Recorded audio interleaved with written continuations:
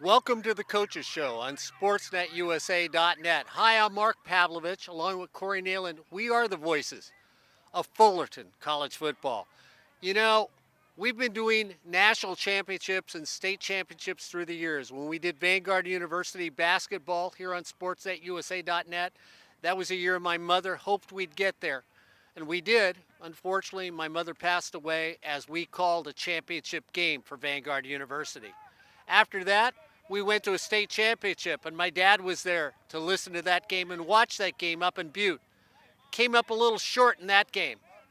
So the state championship's around the corner, and, well, another great thing happened to me today. Emmett Benjamin Pavlovich was born today. That's right, I'm a grandfather. And what was he wearing when I got to hold him for the first time? Hornet blue. He knew that once a Hornet, always a Hornet. Sort of grabbed my finger with his little hand and said, "Grandpa, I'm letting you know now they're going to make the state championship here on SportsNetUSA.net." That's right, we have the state championship right around the corner. My family's been there for national championships, state championships, and now another state championship run by the Hornets. And we're going to bring on the host of the Coaches Show, Ryan Osborn, because Ryan's going to get to do another championship here on sports@usa.net. Ryan, I'm going to give you the microphone because you got, and I'll stay here with you, but you've got the American Conference Championship coming up, LA Valley later on in the day, and earlier in the day we'll have the playoffs. So let's start chronologically. You've been out there for every Hornet game. I'm going to look at you right now and say it's Jordan Hoy and a collective defense against a very tough Pirate team. If Jordan Hoy's hot and the defense just stays the way they are, Fullerton should walk away with a comfortable victory, to say the least. And you also have to take a look at the defensive backs for Fullerton College because Luton has been one of the top quarterbacks in the state of California. He throws for over 300 yards per game, 34 touchdown passes. If Fullerton College defensive backs can keep on their wide receivers, then Fullerton College is going to have an advantage. Yeah, 34 touchdowns, but you forgot one category. 13 picks so far this season. Yeah, Ventura puts up 43 points a game compared to Fullerton, who puts up more points a game. I could be there all afternoon if the offenses both click. The big thing is Brian Crook's defense needs to show up early. Phil Austin's defensive backs, who play one-on-one all the time, need to play tough nose football, hard-nosed football. And it's all going to come down to, well, let's see. What's determined the playoffs lately? The referees. If they let them play football, my money is still on Fullerton for that game. The running backs, they've showed up the last couple weeks. Philip Butler has looked good. Wood has looked good. Pop Thomas even got in the game late. So maybe the running backs are going to be the wild card in this Pirate Hornet football game. But then you also have to look at one of your guys' all-conference picks on Saturday, and you have to look at the middle linebackers with Parcells up the middle. 7.5 sacks in addition to leading the way in tackles for Fullerton College. If the linebackers can contain that running game of Ventura, it forces the Pirates to go one-dimensional. Well, yeah, and you already brought it up. Player of the Year, Jordan Hoy on offense. Player of the Year on defense, co-players of the year, D'Angelo Ross and Parcells. Roll it all together with a strong defensive line for the Hornets, it could be a tough game. So we're taking the Hornets to win that one. But later on in the night, I think historically, a big game for you and LA Valley. Ryan, I can't remember the last time LA Valley was in a championship game, or to say they were undefeated for an entire season. Historical game, Saturday night for you. I almost said Friday night. I'm anxious to get it there. Saturday night for you. You've been calling the action. What do you see Saturday night here on SportsNetUSA.net? Well, when you talk about best seasons in LA Valley football history, this is statistically the best season. They have never gone past 8-2, and right now they're sitting at 10-0.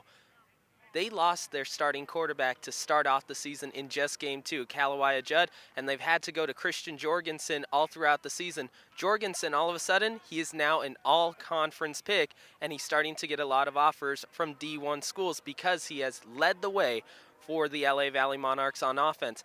Jorgensen has allowed the running game to open up, and it allows LA Valley to be able to get rolling. When you look at the defense, well, you got to look at Sewell Jr. because Sewell Jr. so far this season, He's got 5 picks in addition to over 20 tackles and a couple of sacks. He has been all over the place for them on defense. You also have to look at Carson Lyden. He was a Virginia Tech bounce back last year. He comes in his first season at LA Valley. What does he do?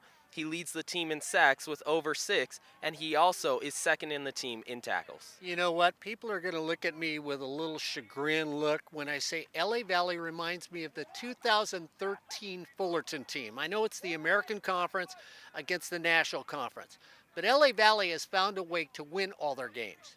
They have willed themselves to victories. That's what the Hornets did in 2013. If LA Valley can do it for one more game, they walk away with the American Conference Championship.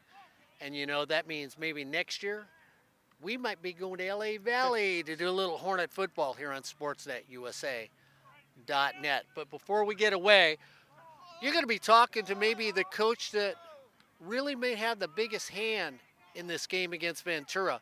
Phil Austin's defensive backs need to come up really big. And you know what? The player of the year, Corey Nalen would say if he was here right now. Mr. Ross, 2 picks on Saturday, 1 taken to the house. I'm calling it now because my little guy, Emmett Benjamin Pavlovich, born today, said, Grandpa, once a Hornet, always a Hornet. Ryan, I'm calling the Hornets victory by 14.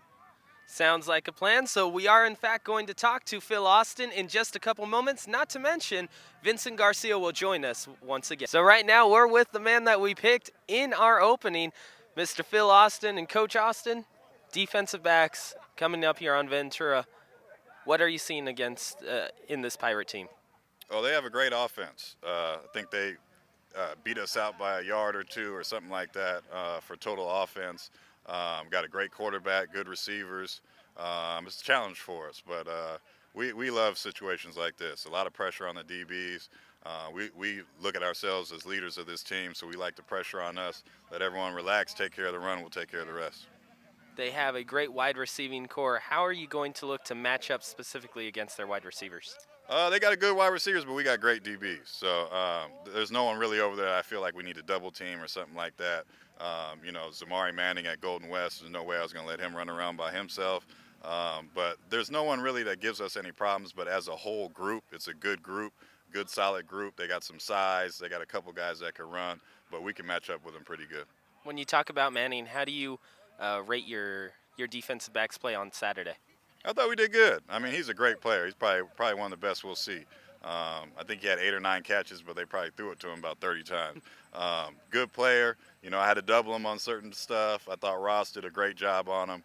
Gave up 1 late touchdown when the game was wrapped up, and then some of the 2s and 3s once they got in the game, he kind of got loose a little bit. But overall, I was real happy with it. You know, as long as we get the win, I'm always going to be happy. How do D'Angelo and Tim help your defensive backs? Oh, tremendously. I mean, you got 2 corners like that. I mean, those are 2 D1 guys that can lock up, that can tackle, that really frees up what we can do with the linebackers and safeties. So our linebackers now, their load is lighter when it comes to the pass coverage. Now they have easier jobs because we know we can man up outside. And they've done a great job all year. Real proud of those 2 guys. How does the intensity grow when you do have a playoff game this Saturday? Oh, everything picks up. Everything's faster. Everything's more intense. You know, it's do or die. So we got to pick it up, play aggressively, and go out and get that win. When you look at Saturday, is there anything that you're pointing out to your guys that they need to be able to shore up before you get there?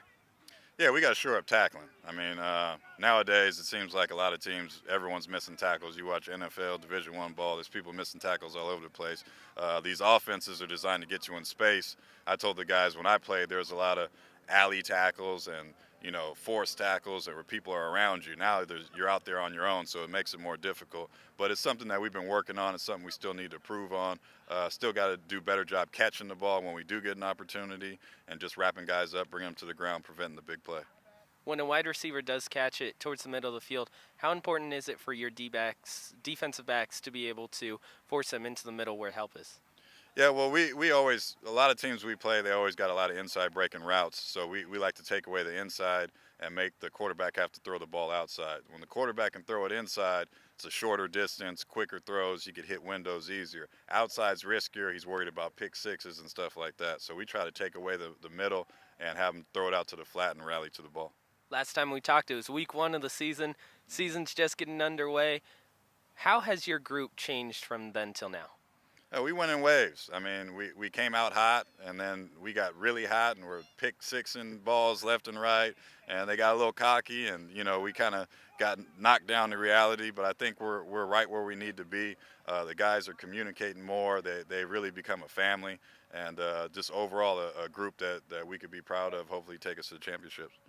Speaking of that championship, good luck this Saturday against Ventura, and we'll love to see you guys in that state championship. For sure. Looking forward for a few more interviews, right? At least one more. Yes, sir. So once again, we're joined here by the man who covers all things Fullerton College Hornets. It's Vincent Garcia. Vincent, what has the outlook been for the Hornet program? Well, after what you and Mark had, I don't think I can top that, to be honest. I mean, all I got to say is it is playoff time in Southern California, football-wise. As otherwise, for other teams, well, men's water polo ended their season last week. Cross country ended theirs 2 weeks ago. So those two teams haven't had any action. They're taking their breather. They're taking their breaks. Hey, it's time to focus on studies right now, and then just get ready for next year for the freshmen that are coming up.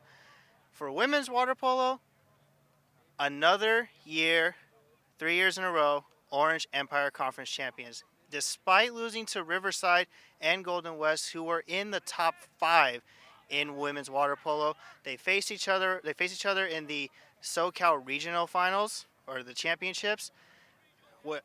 Fullerton took the first game against Ventura. You just need 2 more wins. They just couldn't get it. They lost to Riverside and Golden West, the 2 teams that they couldn't beat in the regular season in conference play.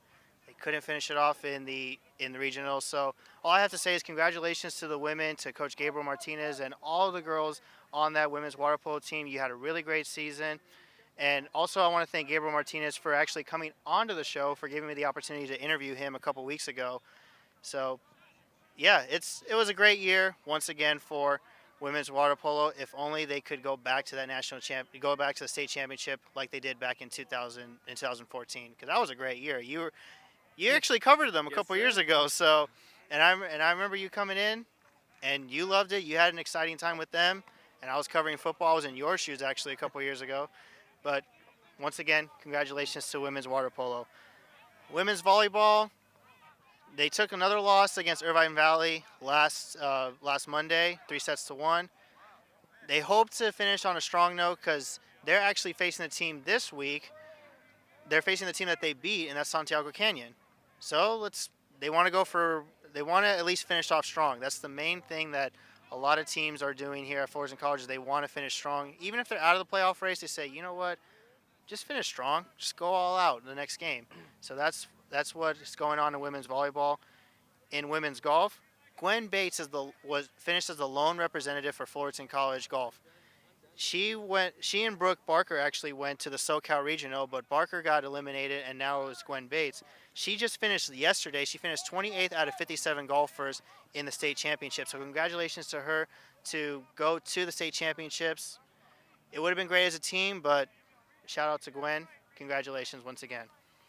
And for women's soccer, they took down Norco in their second to last game of the season, but when it came down to the last game, ended on a sour note. They actually got shut out.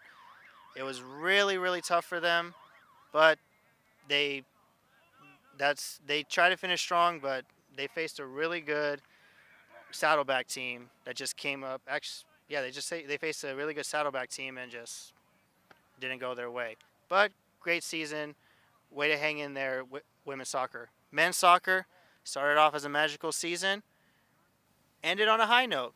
They shut out Norco, and they were waiting for their playoff future, but haven't heard from yet. But I don't know if they made it or not. Let's hope they did, but we got to wait and see. They haven't updated yet on if they're making it to the playoffs.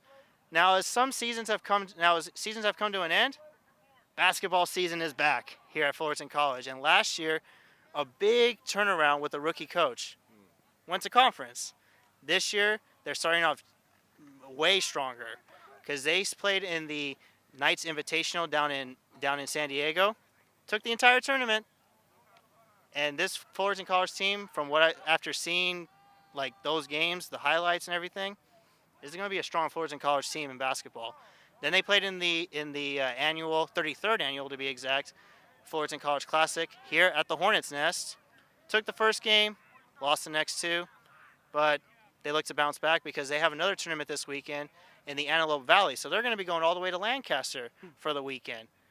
And good luck to Hornets basketball for men's basketball. As for women's basketball, they tipped off their season last Friday, lost to Santa Barbara, rebounded. Yep, basketball terms, got to put that in. Rebounded against Moore Park on Saturday, and now they're actually facing Mount Sac tonight, and they have a tournament, the Palomar College tournament. And let's just say, go Hornets in basketball. I feel confident this year. And with a couple more weeks left for the Fullerton College Sports Weekly Report, I'll just promote it right now. For the last 3 weeks, it's on 90.1 FM KBPK. You can listen around 420 and 620. And if you can't listen on the radio, just download the TuneIn app and search KBPK. Once again, listen around 420 and 620. Three more updates for me. And all I gotta say is I've had a really fun experience being with KBPK and covering all the teams and getting a chance to talk to a couple players and of course the coaches. And the players enjoyed it as well. So I just want to say an early thank you, but I might be back in a couple weeks. So just thank you for all the players and the coaches for giving me the opportunity to talk to you and getting a chance to be on the air for my reports. Well, it's starting to become a season of new beginnings. Fullerton College going into the playoffs once again, and you are going to be moving on after being here at 90.1 FM, KBPK, and Sportsnet for 2 years. We're going to look forward to seeing you in the future, Vincent. So once again, for Vincent Garcia, I am Ryan Osborn, and this has been The Coaches Show on SportsNetUSA.net.